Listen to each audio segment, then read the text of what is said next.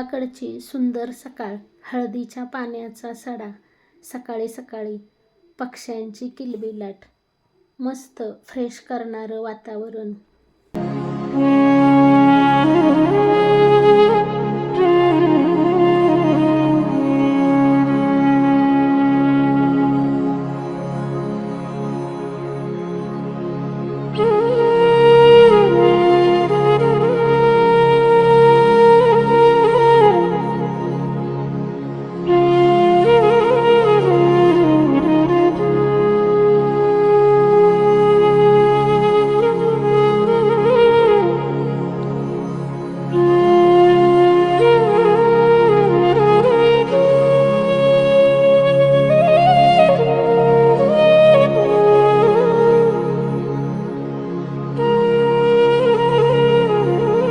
नमस्कार, मी सुनीता. स्वागत आहे तुमचं माझ्या छोट्याशा यूट्यूब चॅनलमध्ये.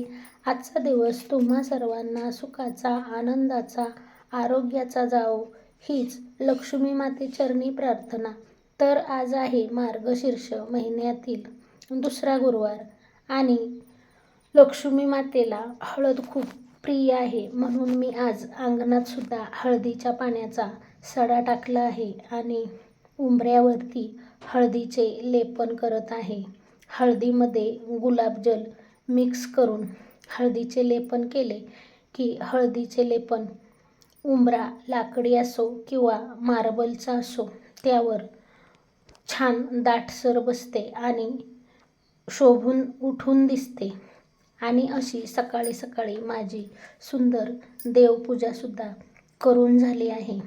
आमच्या शेतामध्ये भरपूर झेंडूची फुलं आहेत, त्यामुळे आज मी देवांना भरपूर झेंडूची फुलं घातली आहेत आणि देवांच्या समोर रांगोळी न काढता झेंडूच्या फुलांनीच थोडेफार डेकोरेशन केले आहे. तर तुम्हाला माझी आजची देवपूजा कशी वाटली? अशी देवपूजा केली की मनाला छान वाटतं, मन प्रसन्न होऊन जातं आणि देवघराकडं बघितलं की एक वेगळाच आनंद भेटतो. तर आज मार्गशीर्ष महिन्यातील दुसऱ्या गुरुवारची पूजा मांडायच्या अगोदर अशी देवपूजा करून घेतली. हळदीच्या पाण्याचा सडा टाकून घेतला, उंबऱ्यावरती हळदीचे लेपन करून घेतले, पाण्यामध्ये हळद टाकून घर स्वच्छ पुसून घेतले.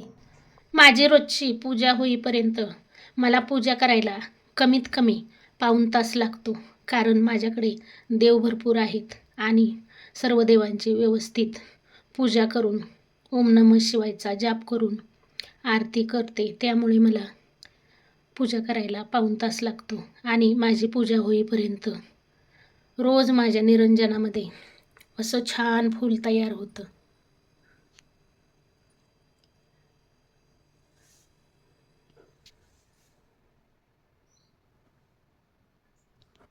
देवपूजा करेपर्यंत उंबऱ्यावरचं हळदीचं लेपन छान सुकलं होतं. आता त्यावर रांगोळी काढून घेणार आहे आणि नंतर मग उंबऱ्याची पूजा करून घेणार आहे. आमच्या घरासमोर गाड्या लावण्यासाठी अंगणात आम्ही शेड घातले आणि शेडवर पत्रा आहे. पत्र्यावर मी रोज सकाळी तांदूळ टाकते, त्यामुळं तांदूळ खायला एवढ्या चिमण्या, पक्षी, कबूतर जमा होतात आणि सकाळी सकाळी त्यांचा किलबिलाट ऐकायला खूप छान वाटतं. मी एखाद्या दिवशी तुम्हाला माझ्या पत्र्यावर तांदूळ खायला किती चिमण्या, कबूतर येतात याचा व्हिडिओ नक्की दाखवीन. बघा, तुम्हाला माझ्या व्हिडिओमध्ये चिमण्यांचा, पक्ष्यांचा आवाज येतच असेल.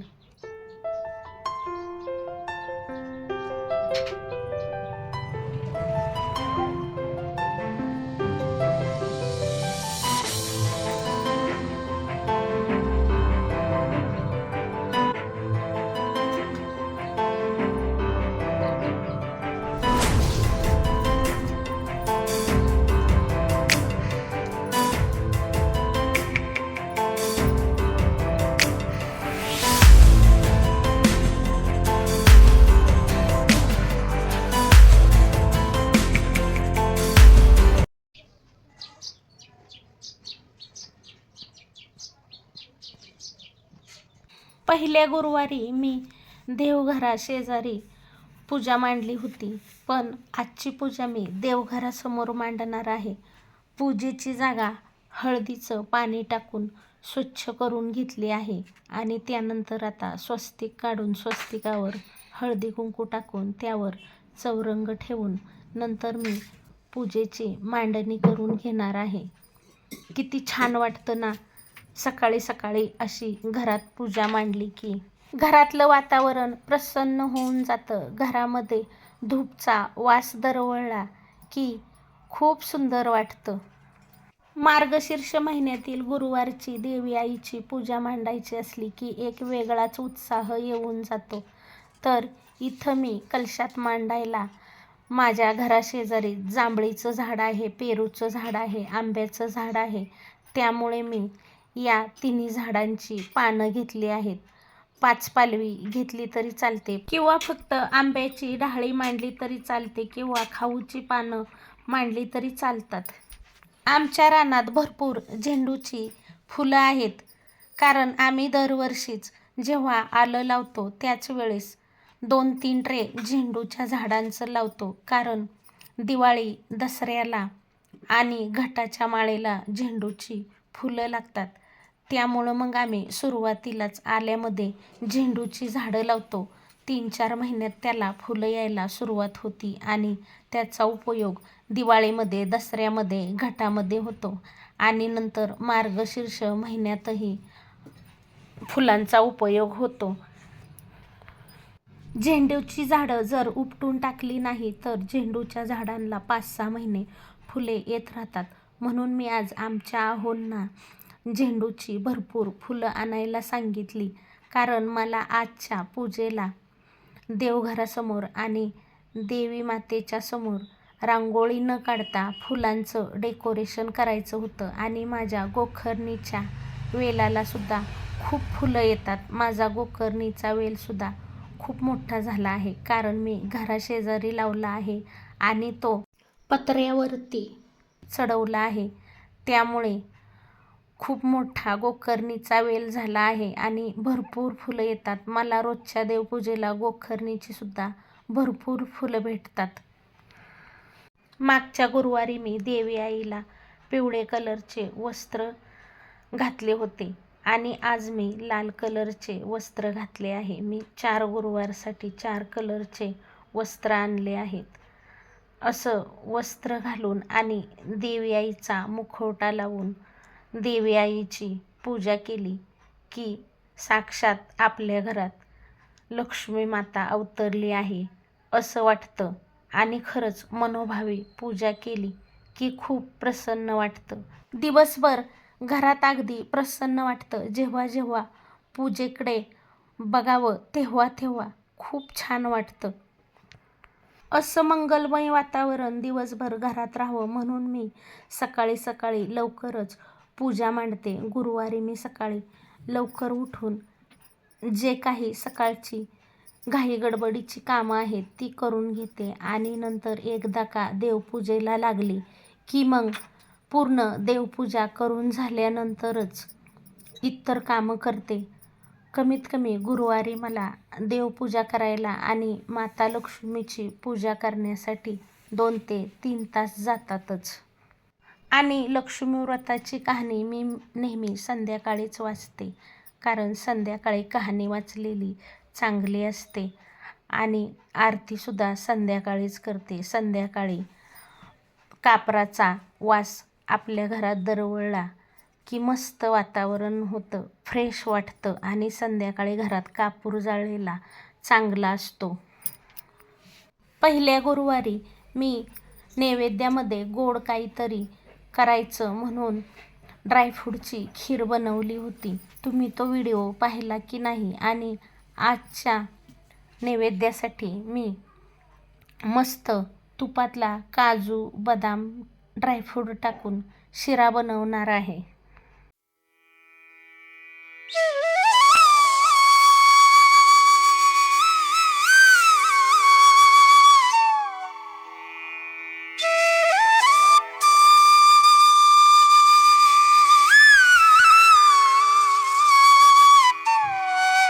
माझी पूजा करून झाली आणि आमचे आहोसुद्धा रानातून आले. त्यांनीसुद्धा देवी मातेचे दर्शन घेतले. त्यानंतर तिन्ही सांज झाल्यानंतर संध्याकाळची दिवाबत्ती केली आणि कहाणी वाचून घेतली आणि त्यानंतर देवी आईची कर्पूर आरती करून घेतली. निम्मा अर्धा स्वयंपाक आवरून घेतला होता. लंबोदर पितांबर परिवार वंदना सरळ सोंड उपर सोंड तीन नंदा आश्रमाचा वाट पाहिजे नसून गोष्टी पावली.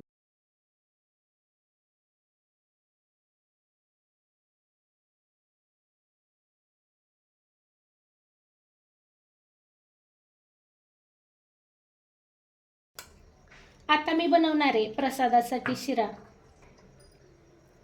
आज लक्ष्मी मातेचा उपवास आहे, पूजा मांडली आहे, गुरुवार आहे. मग नैवेद्यामध्ये काहीतरी गोड हवं म्हणून मी आज मस्त असा शिरा बनवणार आहे. तर इथं मी 1 चमचा साजूक तूप घातलंय आणि आता इथं मी काही ड्रायफ्रूट घेतलेत. ते ड्रायफ्रूट या तुपावर 1 मिनिटभर भाजून घेणार आहे. तर इथं मी घेतला आहे रवा. आता हा रवा मंद आचेवर चांगला तांबूस रंगावर भाजून घ्यायचा आहे. माझा मसाले भात झाला आहे. आज मी ओल्या तुरीच्या दाण्यांचा मसाले भात बनवला आहे. ओल्या तुरीच्या दाण्यांचा मसाले भात खायला खूप छान लागतो. आम्ही आमच्या शेताच्या कडेला बांधावर तुरीची झाडं लावलेत. मी रानात गेल्यानंतर तुम्हाला दाखवीन. आता त्याला चांगल्या शेंगा यायला लागलेत आणि पावट्याची आमटी शिजायला घातली. तर रवा छान तांबूस रंगावर भाजून झाला आहे. त्यानंतर आता याच्यामध्ये साखर घालणार आहे. 2.5 चमचे इतकी साखर घातली.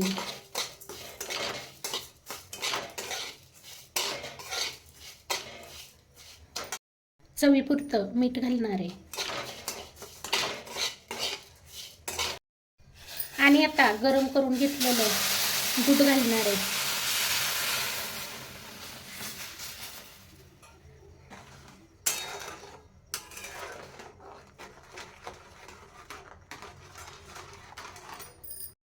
आणि याच्यावर झाकण ठेवून एकदम मंद गॅसवर हा रवा शिजवून घेणार आहे.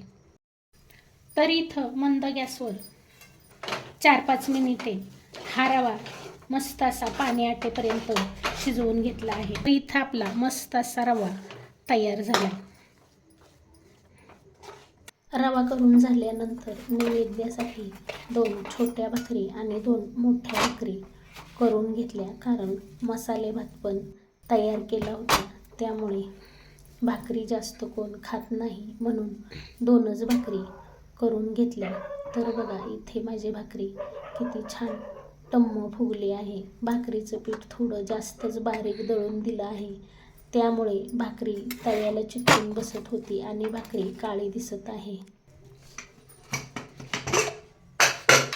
तर बघा इथं मस्त असा मसाले भात तयार झाला आहे. आता मी देवी आईसाठी नैवेद्य काढते आणि देवाला सुद्धा नैवेद्य दाखवणार आहे. हा नैवेद्य मी उद्या सकाळी गाईला देते बरं का. पावट्याची आमटी आणि शिरा.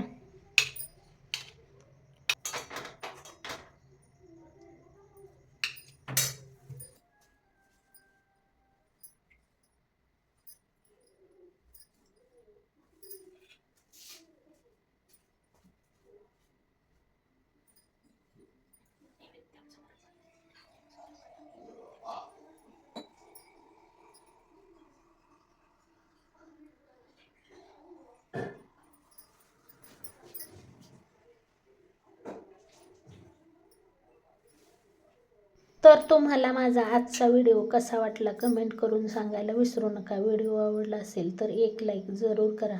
चॅनलला याआधी सबस्क्राईब केलं नसेल तर सबस्क्राईब करा, सपोर्ट करा.